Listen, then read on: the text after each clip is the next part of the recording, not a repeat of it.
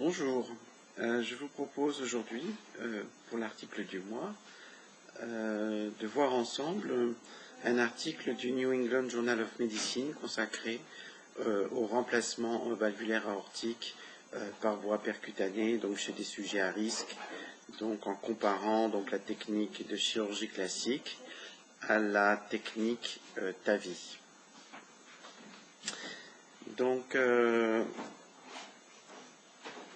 je vous rappelle cette technique de l'implantation de prothèses aortiques donc par voie percutanée, donc qui consiste à monter par un cathéter la prothèse aortique donc jusqu'au niveau de l'orifice aortique et là de l'ouvrir un peu comme on le ferait avec un stent, d'ouvrir ce dispositif et d'implanter une valve. Bien sûr c'est très schématique, mais vous voyez ici un peu un schéma d'une valve en place.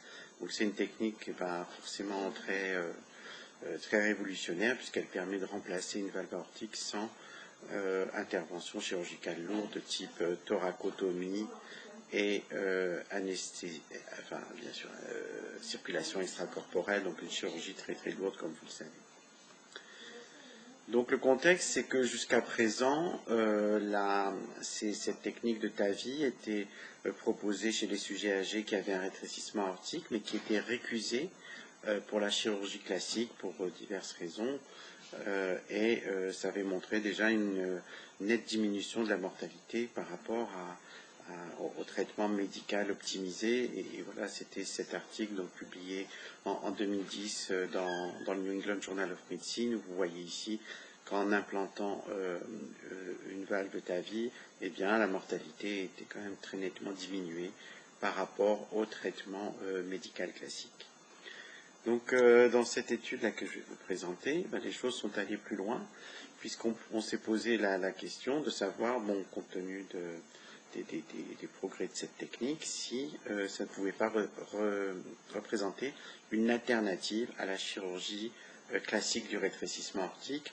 Et donc, vous voyez, près de 700 personnes ayant un rétrécissement aortique serré et nécessitant un remplacement valvulaire ont été inclus dans l'étude et ont été randomisés soit pour avoir la chirurgie classique, soit pour avoir l'implantation d'une prothèse par cathétérisme fémoral ou par voie transapicale. C'est une autre technique donc pour implanter ces prothèses sans thoracotomie.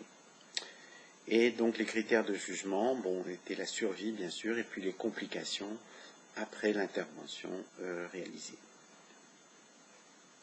Donc vous voyez ici donc les caractéristiques des patients de l'étude. Donc vous voyez que c'est vraiment des sujets très âgés avec un âge moyen de 84 ans. Donc l'Euroscore, c'est un score qui évalue la sévérité des patients et vous voyez qu'il est proche de 30, ce qui signifie des patients très sévères. Donc vous voyez qu'il y en avait quand même, la plupart d'entre eux avaient une insuffisance cardiaque avec un stade NYHA de 3 ou 4. Et donc vous voyez ici toutes les comorbidités, notamment cardiovasculaires, qui sont quand même très importantes. Si vous voyez ici dans les chiffres, avec par exemple une coronariopathie dans 3 quarts des cas, un antécédent d'infarctus du myocarde, des interventions coronaires précédentes, etc. Donc, vous voyez des patients qui avaient des pathologies cérébrovasculaires nombreuses.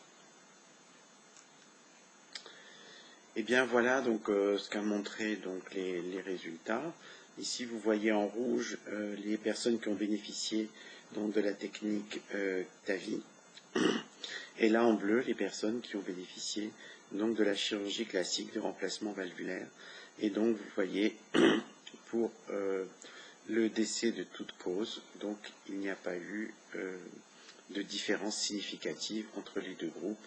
Donc on a l'impression ici qu'il y a eu moins de décès, mais donc ce n'est pas significatif au plan statistique.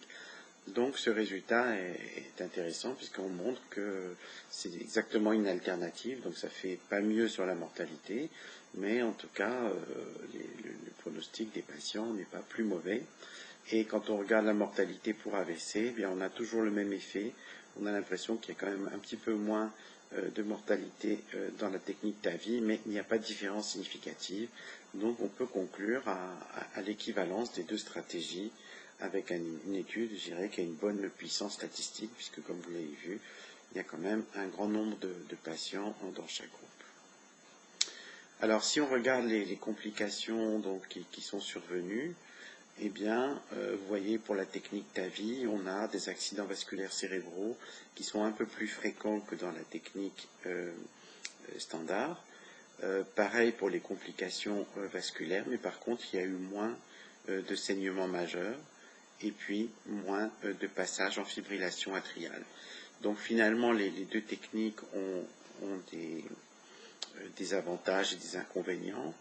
Il n'y a pas une différence sur la mortalité globale, mais vous voyez ici que les complications, le profil de complications n'est pas le même. Donc,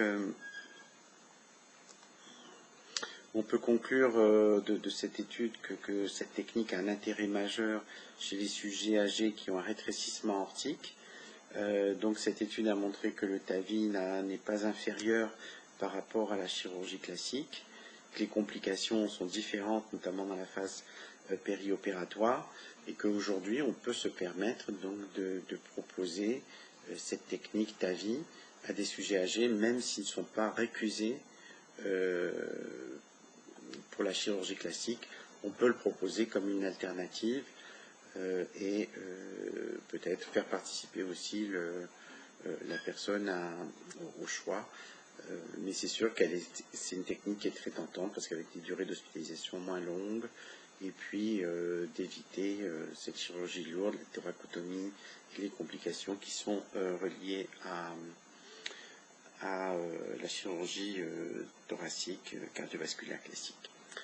Voilà, j'espère que cette étude vous aura intéressé. Je vous donne rendez-vous pour un autre article du mois, donc sur le site se former à la gériatrie.org. Voilà, à bientôt.